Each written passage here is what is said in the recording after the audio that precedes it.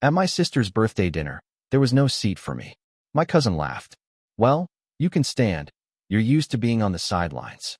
So I ate at the bar, and when the waiter brought the check, my sister waved over. Your family said you're covering the $4,800 bill.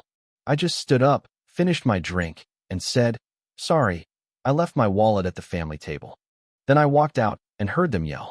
I, 32M, should have seen it coming. The thing about being the family safety net is that people forget you're actually a person until they need something from you. That realization hit me hardest at my sister's 35th birthday dinner, standing in the entrance of the most expensive restaurant in the city while everyone I was related to pretended not to see me. The reservation was for 20 people. I'd confirmed my attendance 3 weeks prior when my sister called asking if I'd come. She'd been unusually sweet about it, which should have been my first warning sign. My sister and I had what you'd call a complicated relationship. I was the responsible one who'd helped pay for her college after our parents' business went under, who'd co-signed her first apartment lease, who'd bailed her out more times than I cared to count. She was the golden child who could do no wrong in our parents' eyes despite doing quite a bit of wrong on a regular basis. When I arrived at the restaurant that Saturday evening, right on time as always, I found my entire extended family already seated at a long table near the floor-to-ceiling windows overlooking the harbor. The sunset painted everything in shades of orange and gold, and for a moment, the scene looked perfect. 20 chairs, 20 people, everyone laughing and raising glasses. It took me exactly 4 seconds to realize there were 20 people already seated, and I made 21. My mother saw me first. Her eyes went wide for half a second before she looked away, suddenly fascinated by her menu. My father didn't even glance up. My sister, holding court at the center of the table in a dress that probably cost more than my monthly rent, caught my eye and gave me a little shrug. Not apologetic, just acknowledging the situation as if it were something that had happened to her, not something she'd orchestrated. I stood there like an idiot, my gift bag hanging from my hand, while my cousin, the one who'd always resented that I'd made something of myself while he bounced from job to job, decided to twist the knife. He leaned back in his chair with this smug expression I'd seen 1,000 times before and suggested I could just stand since I was apparently used to being on the sidelines anyway. A few people laughed. Not everyone, but enough. The thing about humiliation is that it crystallizes everything.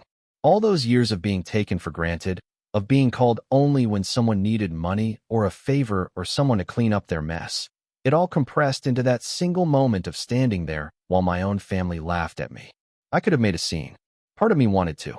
But I learned a long time ago that scenes don't change anything. They just give people ammunition to paint you as the problem. So I smiled, told them to enjoy their dinner, and walked over to the bar. The bartender was a guy about my age with kind eyes who'd clearly witnessed the entire exchange. He didn't ask questions, just asked what I wanted to drink. I ordered a bourbon, neat, and told him I'd also like to see a menu. If my family wanted to exclude me from their table, fine. But I'd been looking forward to this restaurant for weeks after my sister had talked it up, and I wasn't about to let them ruin that for me.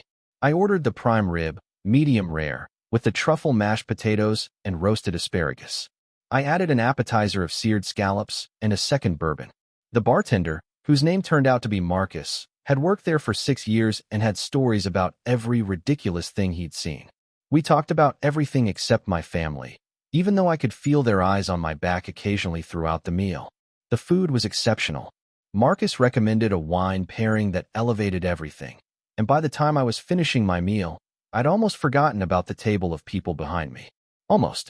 The ambient noise of their celebration, the laughter, the clinking glasses, the birthday songs sung off-key, served as a constant reminder of exactly where I stood in the family hierarchy. I was savoring my last sip of wine when the waiter who'd been serving my family's table approached the bar. He looked uncomfortable, the kind of discomfort that comes from being put in an awkward position by customers. He apologized quietly and explained that my sister had requested I cover the bill for their table. The whole table. He'd brought the check over for me to review. I looked at the leather portfolio he'd placed on the bar. I didn't need to open it to know it would be astronomical. I'd seen the bottles of champagne being delivered, the parade of appetizers, the premium steaks and lobster tails. But I opened it anyway. For $1,873.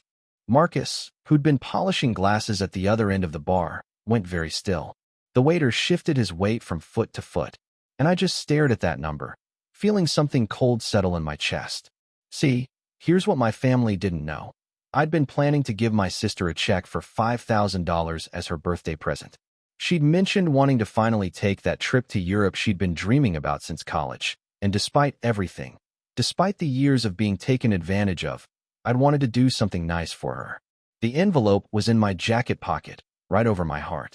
But looking at that bill, knowing they'd orchestrated this entire evening specifically to stick me with the cost, while excluding me from the actual celebration, something shifted. Maybe it was the bourbon. Maybe it was 32 years of being the responsible one while everyone else got to be carefree. Maybe it was just finally having enough. I closed the portfolio without touching the check and caught the waiter's attention. I told him I appreciated him bringing it over, but there seemed to be some confusion. I explained calmly that I'd been eating at the bar all evening, as he could clearly see, and had my own separate check to settle. As for my family's table, they'd need to sort out their own bill. The waiter's eyes widened slightly, but he nodded and took the portfolio back. Marcus grinned into his glass, and I signaled for my own check, which came to a perfectly reasonable $147, including a generous tip. I was signing the receipt when I heard my sister's voice rising above the general din of the restaurant. She was calling my name, her tone sharp with disbelief. I didn't turn around. I finished signing, stood up, and put on my jacket with deliberate care. That's when my sister arrived at the bar, slightly unsteady in her heels, with my mother right behind her. My sister demanded to know what I thought I was doing. She told everyone I was covering dinner. Everyone had ordered accordingly. Did I have any idea how embarrassing this was?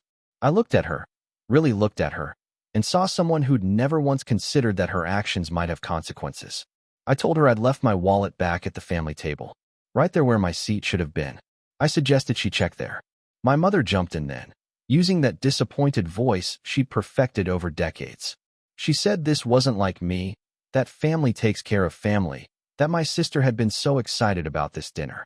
I agreed that family should take care of family, which was why I was confused about why there hadn't been a seat for me at the family table. The bartender was no longer even pretending not to listen.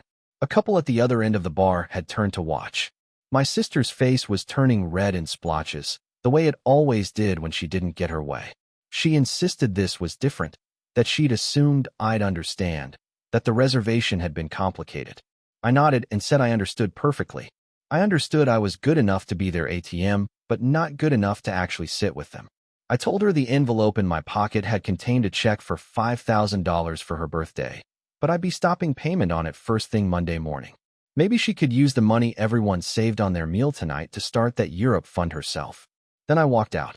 The night air hit me like a slap, cold and sharp and exactly what I needed.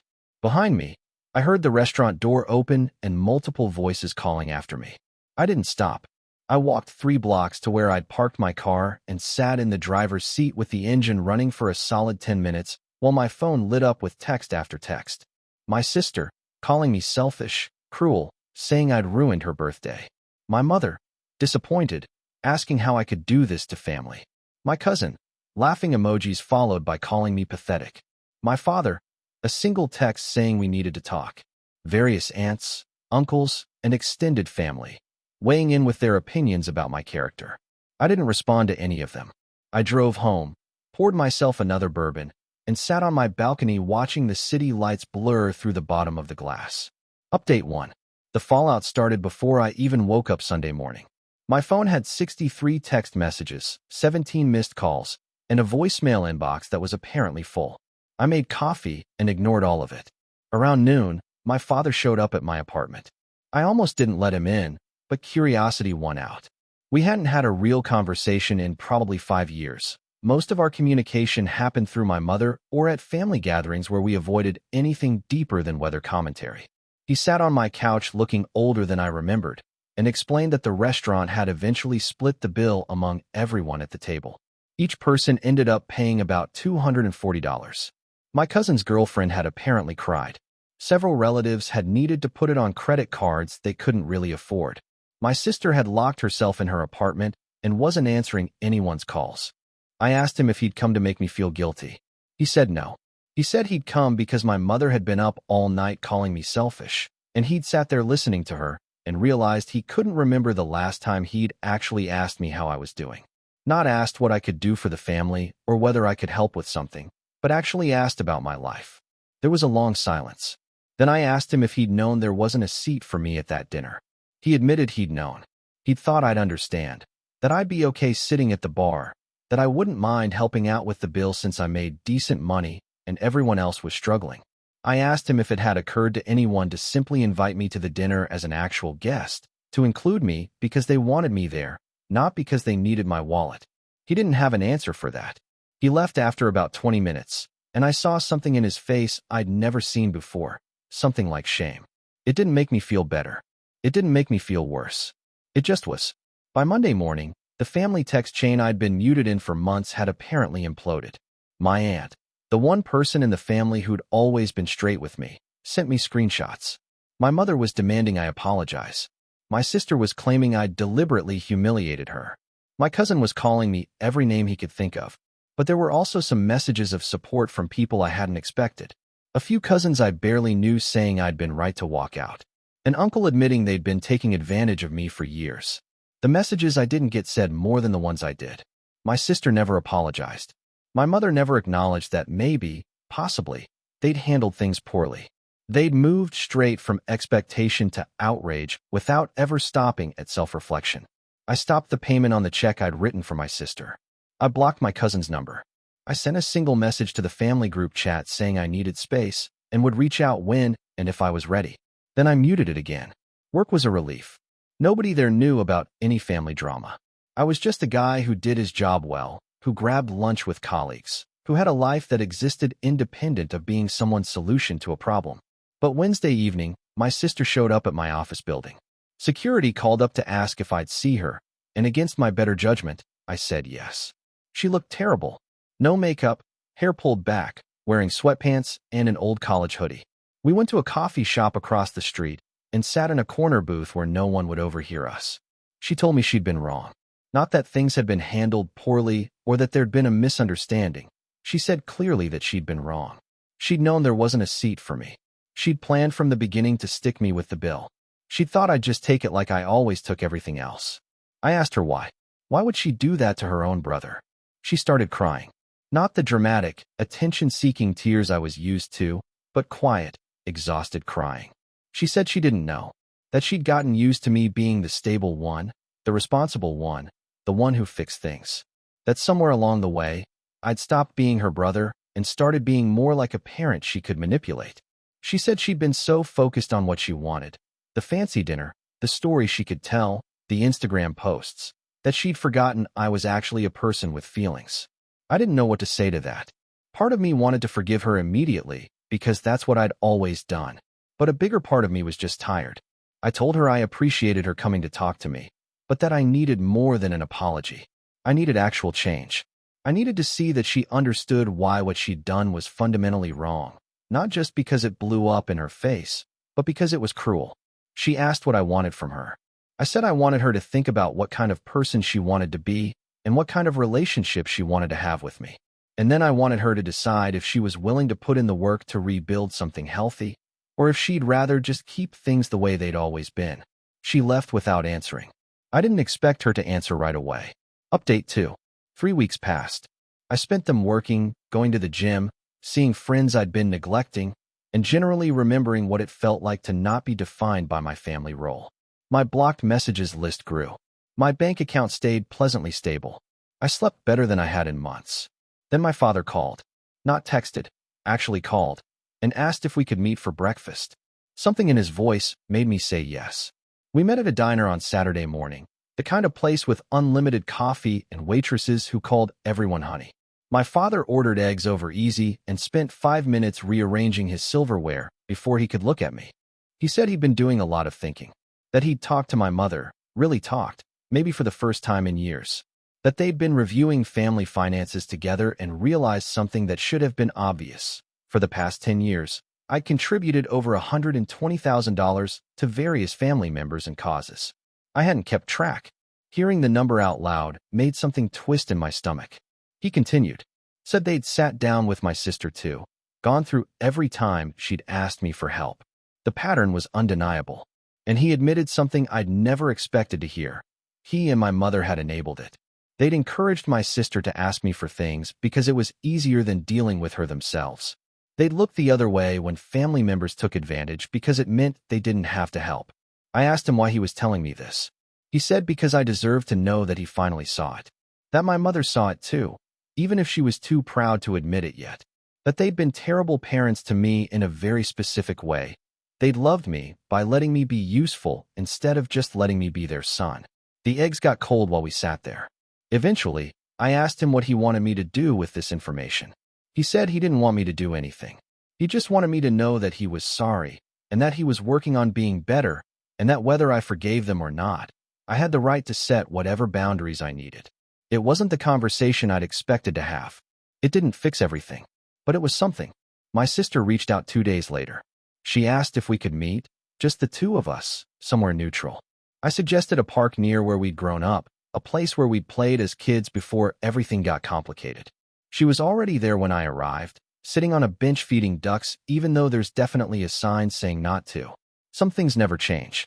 But when she turned to face me, something had changed in her expression. She looked like she'd actually been thinking. She'd written me a letter. Not a text, not an email, an actual handwritten letter.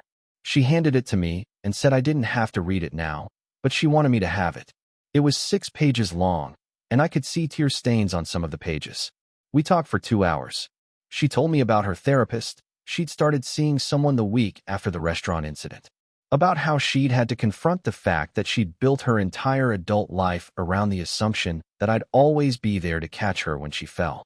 About how that had made her reckless and entitled and, eventually, cruel. I told her about how exhausting it had been to always be the responsible one.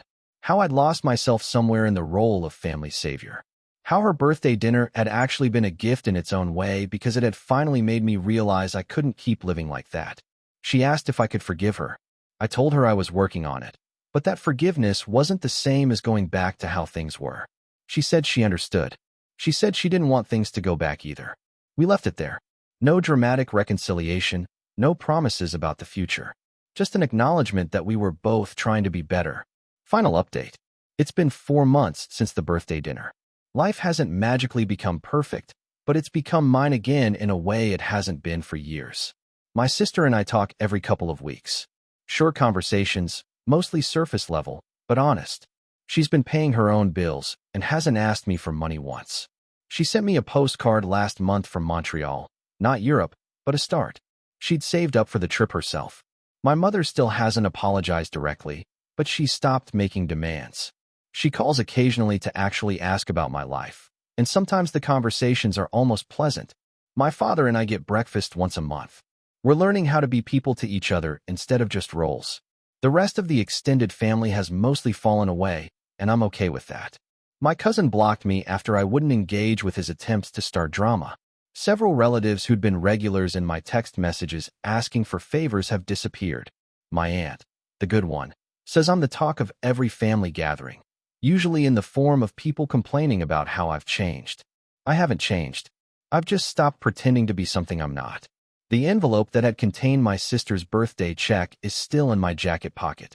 Sometimes I feel it there and remember that night, standing at the bar, looking at that bill, feeling something break and rebuild itself in the same moment. I don't regret walking out. I don't regret the consequences. For the first time in my adult life, I'm living according to my own boundaries instead of everyone else's expectations. Last week, I went back to that restaurant. Marcus was working the bar, and he recognized me immediately. He asked if I was meeting family, and I told him no, I was just there for the food and the company. He poured me a bourbon and said that drink was on him. Best $147 I ever spent.